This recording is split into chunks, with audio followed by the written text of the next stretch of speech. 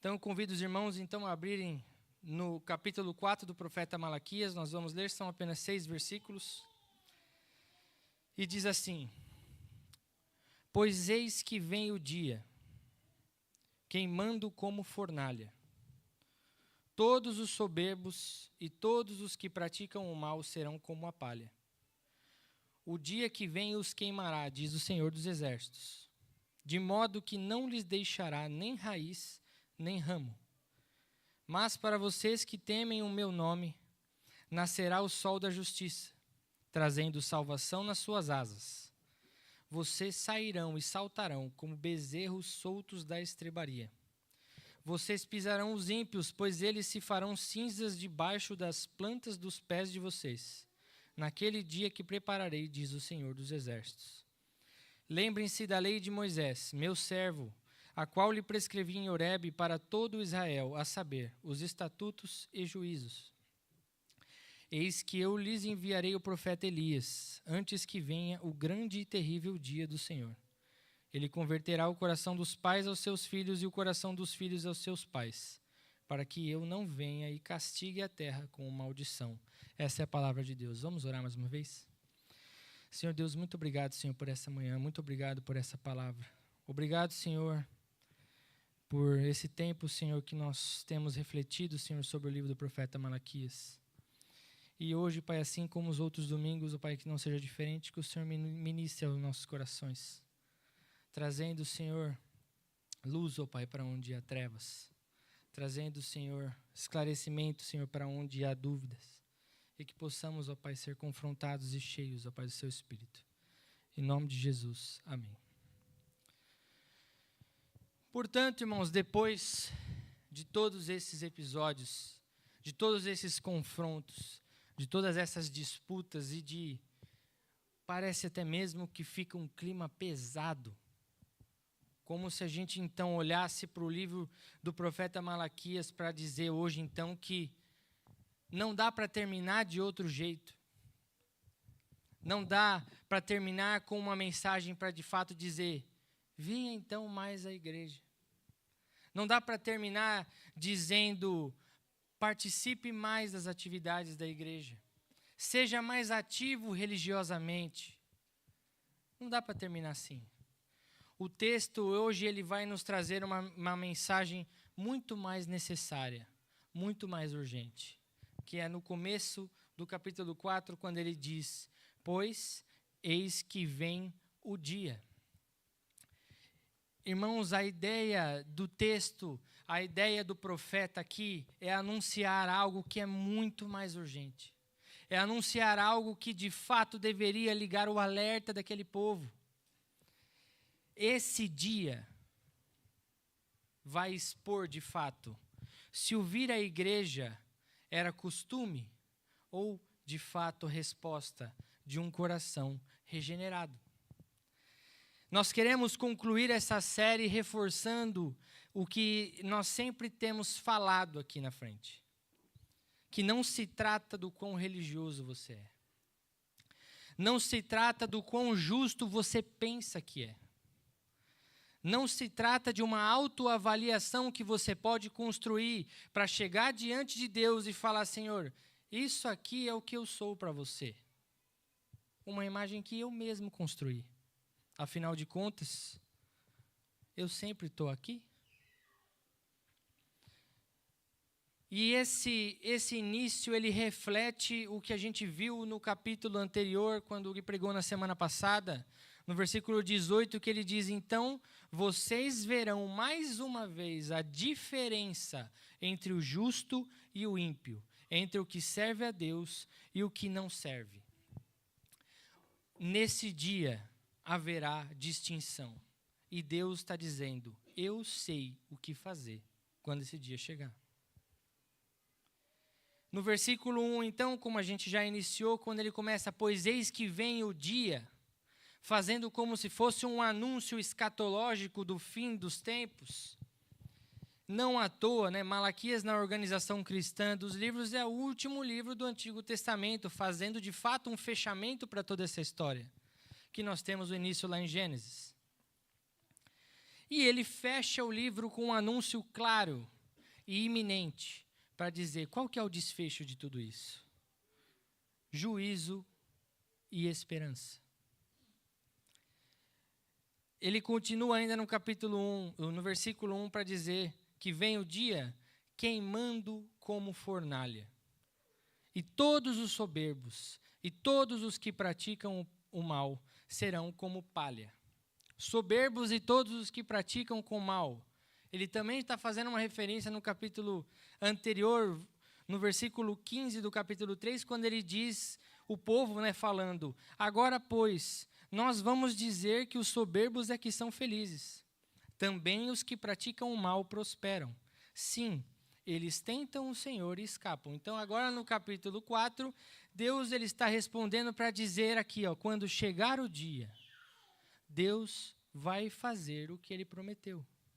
Quando chegar o dia, nenhum mal ficará impune, nenhuma injustiça será esquecida. O próprio Deus está prometendo isso. Portanto, aqui nós vemos, nesse primeiro versículo, o dia como ferramenta de juízo divino. Deus ele sabe de todas as coisas e nada foge do seu controle. Quando chegar então o dia, todos, sem exceção, ficarão maravilhados com a sua justiça e será unanimidade de toda a criação olhar para Deus, engrandecê-lo e dizer, Deus é bom e justo em tudo o que faz. Não tem outra perspectiva, meus irmãos, de quando chegar o dia, alguém olhar para Deus e falar, não, Senhor, mas eu acho que isso aqui não está certo. Ou então, não, Deus, mas eu acho que aqui não está injusto. Quando chegar o dia, toda a criação vai ficar maravilhada o quanto Deus é justo e bom em tudo o que Ele faz. O intuito dessa série não é incentivar a sua religiosidade. O intuito dessa série não é fazer com que você aumente a sua presença nas atividades litúrgicas da nossa igreja. O objetivo dessa série não é dizer que você tem que participar mais dos ministérios ou então ser mais comprometido simplesmente com o serviço dentro da igreja, como se isso fosse sanar o problema do seu coração.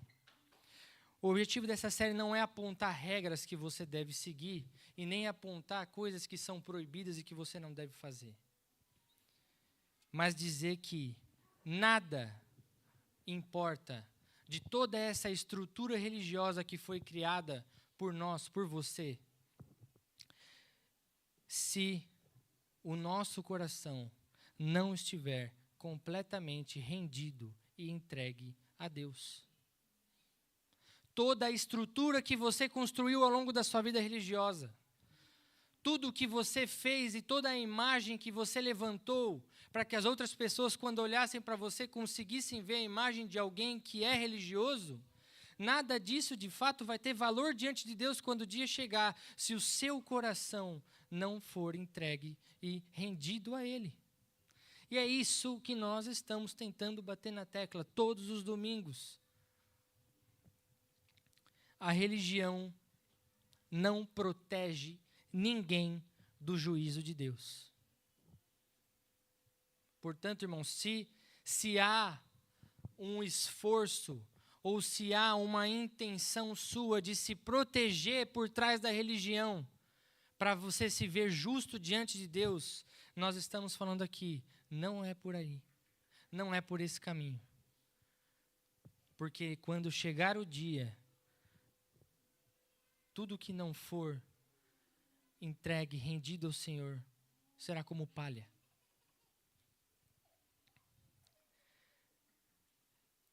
Mas então, o que a gente pode tirar desse texto, o que a gente pode observar desse texto, então, para pensar numa solução, para pensar numa saída? Pulando para o versículo 4, nós vemos o início de uma proposta. Que ele diz, lembrem-se da lei de Moisés, a saber os estatutos e juízos. esse se lembrar aqui não se trata de nostalgia, meu irmão. Não se trata de eu olhar e falar que eu sei, né, como se eu soubesse todos os mandamentos de cor, ou eu sei na minha cabeça tudo aquilo que deva ser certo ou deva ser coerente. Saber, eu sei. Lembrar, eu lembro. Não é disso que se trata aqui. Lembrar-se da lei é viver uma vida de obediência perseverante. Não se trata de quantas vezes você vai à igreja por mês. Não se trata de quantos ministérios e quantas escalas você está presente. Não se trata de quantas vezes o seu rosto é visto pelas pessoas nas atividades religiosas que você pratica. Não importa a imagem que você pinta para as pessoas.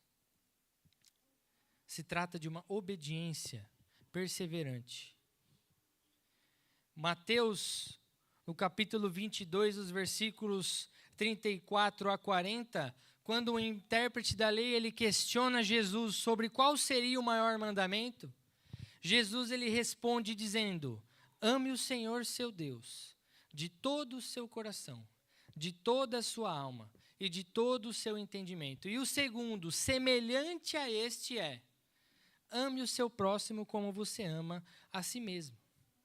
Portanto, lembrar-se da lei de Moisés, guardar os estatutos e os juízos, no que isso se resume? Total submissão e rendição a Deus. E amor, compaixão e entrega para com o próximo, sem espaço para o egocentrismo. Portanto, Deus, o próprio ofendido, ele de novo chama o povo ao arrependimento para dizer: lembre-se daquilo que eu deixei para vocês. Guardem os meus estatutos, guardem os meus mandamentos. Não utilizem disso apenas como uma ferramenta de proteção e um escudo espiritual da qual vocês acham que estão protegidos. Mas, de fato, vivam uma vida de rendição, de submissão a mim. E vivam uma vida de amor, entrega e compaixão para com o seu próximo.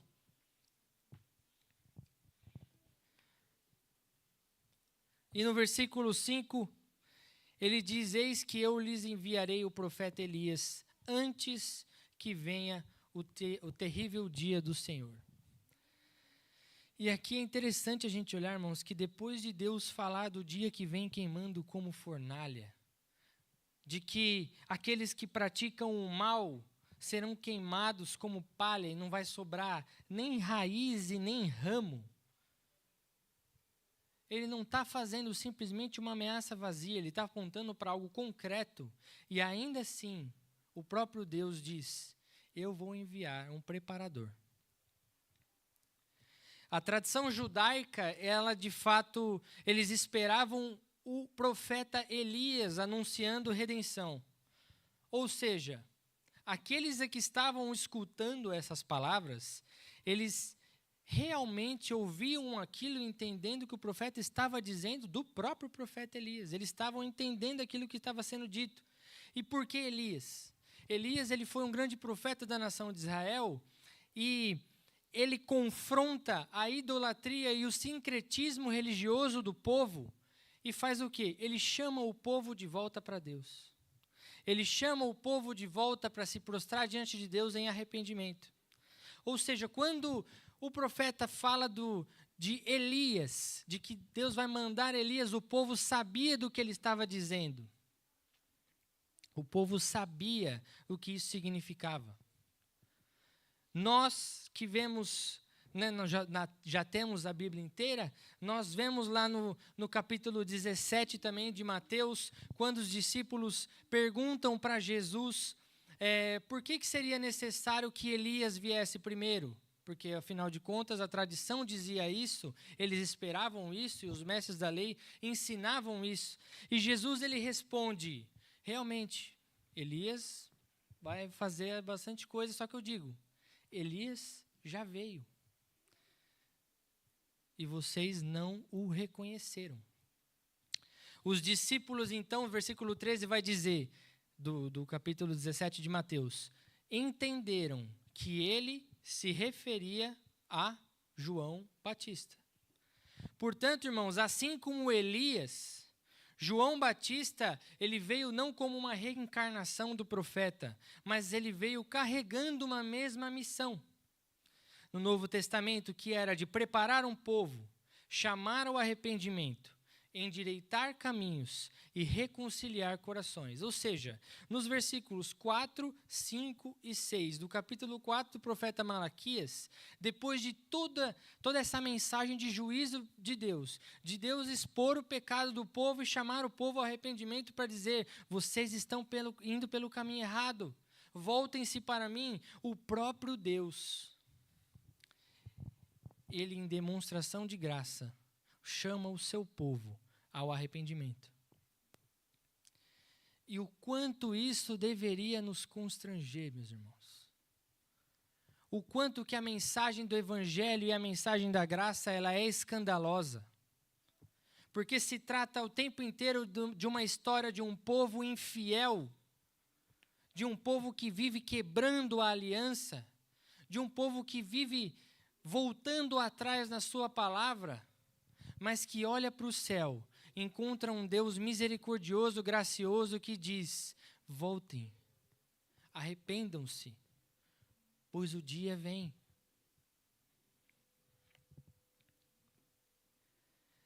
Depois então de nós vermos a mensagem de juízo, depois de nós vermos a proposta, o como que Deus lidaria com essa situação, e com o que Deus propõe para o seu povo mediante a isso, nós temos nos versículos 2 e 3 a promessa, que diz, mas para vocês que temem o meu nome, a distinção aqui, irmãos, ela é evidente. Não é entre quem vai e quem não vai à igreja. Não é entre quem é e quem não é super religioso. A distinção aqui, ela é clara entre quem teme e quem não teme o nome do Senhor. Temer o nome aqui não é pânico, não estamos falando de temer no sentido de um medo desesperador, algo como se fosse uma situação de pânico. Temer aqui, nós estamos vendo reverência, submissão, rendição, que é justamente o oposto de que nós temos visto em todas as outras disputas que nós escutamos aqui nessa série, que é coração cínico, autossuficiência, negociando aliança. O oposto de tudo isso que nós vemos Deus expondo o pecado do seu povo ao longo do livro, é justamente quando chega aqui no capítulo 4 e diz, temam o nome do Senhor. Se rendam a esse nome. Estejam submetidos a esse nome. Por isso que ele continua dizendo, para vocês que temem o meu nome, nascerá o sol da justiça. Depois da imagem da fornalha, no versículo 1, Deus dá outra imagem desse mesmo dia, o amanhecer. Isso para dizer que o dia que nós vimos inicialmente como sendo um dia de juízo, um dia que parece ser o dia de fim de todas as coisas, de que não há mais escapatória, de que tudo será destruído, esse mesmo dia, Deus apresenta não apenas como só um fim, mas como um começo. Deus, ele propõe, ele promete trazer luz aonde havia sombra, trazer luz onde havia escuridão, trazendo salvação nas suas asas. Outras versões vão poder dizer cura nas suas asas. Como é que, se imaginar a cena de asas no sol? Na verdade, se a gente conseguir observar isso de uma forma um pouco mais poética, a gente consegue entender como sendo se fosse o sol, os raios do sol aquecendo e abraçando, alcançando, trazendo cura e trazendo alegria. É uma imagem dizendo que nesse dia haverá cura, nesse dia haverá consolo, nesse dia haverá aconchego. Se o problema do livro todo foi um coração doente, religioso por fora, mas distante por dentro, Deus então ele promete cura, não apenas a cobrança. E isso, meus irmãos, não é legalismo. Isso é graça pura. Porque é o próprio Deus dizendo que vocês estão distantes, o coração de vocês está frio, voltem-se para mim. Só que é o próprio Deus dizendo que aqueles que temem o meu nome, eu é que trago a cura. Eu é que trago consolo. Eu é que trago restauração. Isso é graça. Ele continua no versículo 2 dizendo: vocês sairão e saltarão como bezerros soltos da estrebaria. E mais uma vez tentando imaginar essa situação ou esse trecho com uma linguagem um pouco mais poética, a gente consegue ver de fato uma descrição linda da libertação da prisão do pecado na qual nós estávamos submetidos. Nesse dia, tudo o que estava quebrado será feito novo. E tão grande alegria será que vocês sairão e saltarão como bezerros soltos da estrebaria. Tudo será feito novo. Nossa religiosidade superficial, nossos relacionamentos fracassados, nosso corpo doente, nosso coração angustiado e amargurado, tudo será feito novo. E quão felizes seremos. Religião sem regeneração, meus irmãos, aprisiona. O evangelho solta. É a diferença básica e clara e evidente de que tentar ser justo não é em nada a mesma coisa do que receber justiça. Não é pelo que eu ou pelo que você faz. É pelo que ele fez. No versículo 3 ele diz: vocês pisarão os ímpios, pois eles se farão cinzas debaixo das plantas dos pés de vocês naquele dia que prepararei. Ou seja, Deus de novo está dizendo: eu não estou ignorando essa injustiça toda que está acontecendo aí. Eu não estou deixando passar em branco nada disso que está acontecendo aí. Vai chegar um dia que as contas serão acertadas. E é importante, irmãos, também a gente não olhar para esse texto como um certo triunfalismo para dizer que os meus inimigos eu vou pisar os meus inimigos com as plantas dos meus pés e eles vão virar cinzas, porque eu sou mais que vencedor. Mas é simplesmente Deus confortando o seu povo e reafirmando que Ele não está alheio ao sofrimento e à dor dos seus filhos. É Deus dizendo: meu filho, minha filha, confia em mim. Confia em mim. Não tem nenhum mal que ficará impune. Não tem nenhuma injustiça que será esquecida.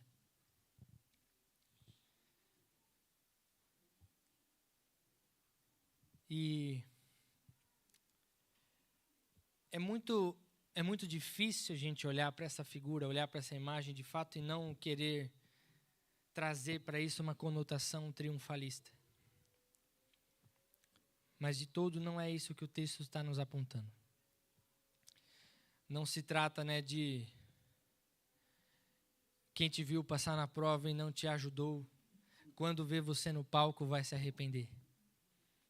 Se trata de Deus dizendo, apesar do que está acontecendo aí, apesar daquilo que está acontecendo, do que você está sentindo, das dores que estão te alcançando, da doença que está afligindo o seu corpo, das mágoas e da tristeza que estão afligindo o seu coração, da angústia e da incerteza de um futuro da qual você não faz ideia do que vai acontecer.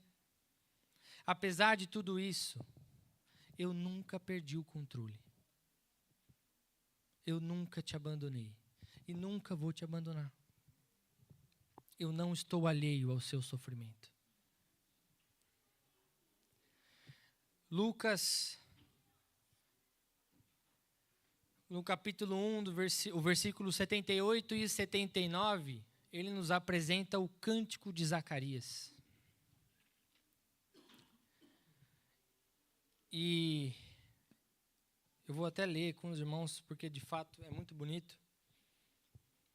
Quando ele diz, graças à profunda misericórdia de nosso Deus, pela qual nos visitará o sol nascente das alturas, para iluminar os que jazem nas trevas e na sombra da morte, e dirigir os nossos pés pelo caminho da paz.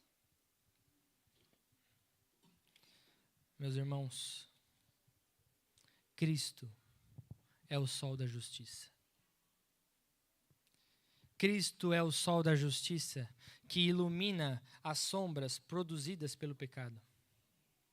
Cristo é o sol da justiça que aquece um coração endurecido e cheio de si mesmo. Cristo é o sol da justiça que aviva um coração que há muito tempo já não sabe o que é sentir alegria plena em Deus. Cristo é o sol da justiça que traz esperança, chamando o povo, o seu povo, ao arrependimento e à perseverança. Se o dia no versículo 1 é fornalha para o mal, como então que ele pode ser sol e cura para gente como eu? Como que esse dia que traz juízo para as pessoas que são más, onde que entra então a possibilidade de eu não me encaixar nesse meio e ser queimado como palha? A beleza do Evangelho nos apresenta de que em Cristo, Deus não apenas anuncia o juízo, mas o próprio Deus o assume. Não tem coisa mais bonita, meus irmãos, do que olhar para a realidade do Evangelho para ver que o que seria fornalha contra nós, Cristo tomou para si. Para que nele, esse dia, para mim e para você, não seja condenação, mas seja um novo amanhecer. Em cada uma das disputas, Deus diz, se lembrem da graça, parem com o culto barato, não relativizem a aliança, arrependam-se verdadeiramente, voltem a confiar em mim, permaneçam firmes e obedientes, e depois de tantas verdades, de tanta coisa sendo apontada, irmãos, é natural nós olharmos para dizer com toda honestidade e sinceridade de coração, é muito difícil. É muito difícil porque a nossa natureza, ela nos empurra para longe de Deus e o nosso ser que é quebrado e corrompido solta um grito de dor e um pedido de socorro olhando para os céus para dizer, Deus, eu não consigo. E assim a mensagem clara é encerrada com um chamado sério. venha a Cristo. Venha a Cristo, pois só Ele é o caminho, a verdade e a vida. Venha a Cristo, pois Ele é a luz do mundo. Venha a Cristo, porque Ele é o pão da vida. Venha a Cristo, porque Ele é a fonte. É só nele que o dia deixa de ser fornalha e se torna sol e justiça, que traz a cura que eu e você precisamos. Não há esperança em outro lugar. Não há caminho em outro lugar. Não há jeito em outro lugar. Não há nenhuma possibilidade em nada mais, em nenhuma pessoa que não seja a pessoa de Jesus Cristo. E essa série se encerra nos chamando para dizer: renda-se a Jesus. Renda-se a Cristo, entregue a sua vida com devoção completa, dependa completamente de Cristo, pois só Ele é capaz de mudar o que realmente precisa ser mudado no seu coração. Só Ele é capaz de trazer a cura para algo que ninguém pode te propor. Uma cura que vai além da dor física, uma cura que vai além da dor emocional, uma cura que vai além da escassez, uma cura que vai além de qualquer sofrimento ou dor que eu possa sentir nessa terra, uma cura que me propõe uma vida eterna de paz e alegria com o próprio Deus na eternidade. Portanto, meus irmãos, que possamos de fato sair daqui entendendo que não se trata de um conjunto de regras, normas ou coisas das quais eu sou proibido de fazer, mas se trata de onde está centrado o meu coração. Onde está fundamentada a razão da minha fé? Por que que eu olho para a minha vida e consigo enxergar que eu sou um filho de Deus? Não é pelo que eu faço, não é pelo que eu tento demonstrar ou tento merecer. É simplesmente por uma vida entregue, submissa e devota a Jesus Cristo. Feche seus olhos, abaixe sua cabeça e vamos orar. Senhor Deus, muito obrigado, Senhor, pela sua palavra. Obrigado, Senhor, porque nós, ó Pai, ao longo desses domingos, nós escutamos, ó Pai, de fato, palavras duras, ó Pai, que expuseram, Senhor, os nossos pecados. Nesse momento, Senhor, eu peço que o Senhor derrame da sua graça, Pai, sobre a sua igreja. E que de forma alguma, Senhor, nós, ao olharmos, ó Pai, para tudo isso, ao relembrarmos tudo que nós escutamos, ó Pai, que isso não sirva, Senhor, simplesmente como dedos apontados para nós, mas que isso seja, Pai, de fato, ferramenta de graça e de cura, Pai, para as nossas vidas. Que possamos, ó Pai, nos nossos dias, ó Pai, prestar um culto que seja, Senhor, um culto integral a Ti, Pai. Que a nossa vida, Senhor, seja de fato, Senhor, submetida à Sua vontade, Pai. E o nosso coração seja completamente entregue e rendido a Jesus Cristo. Que a nossa religiosidade, Senhor, não sirva, Senhor, de escudo para uma fé, Senhor, que se encontra fria, que se encontra, Pai, escondida e há muito tempo não sabe o que é sentir felicidade em Jesus. Possamos, de fato, Pai, viver uma vida que não visa apenas uma imagem religiosa, mas que, Senhor, de fato, resplandeça a alegria que é ser filho de Deus. Essa, Pai, é a nossa oração nessa manhã. Em nome de Jesus. Amém.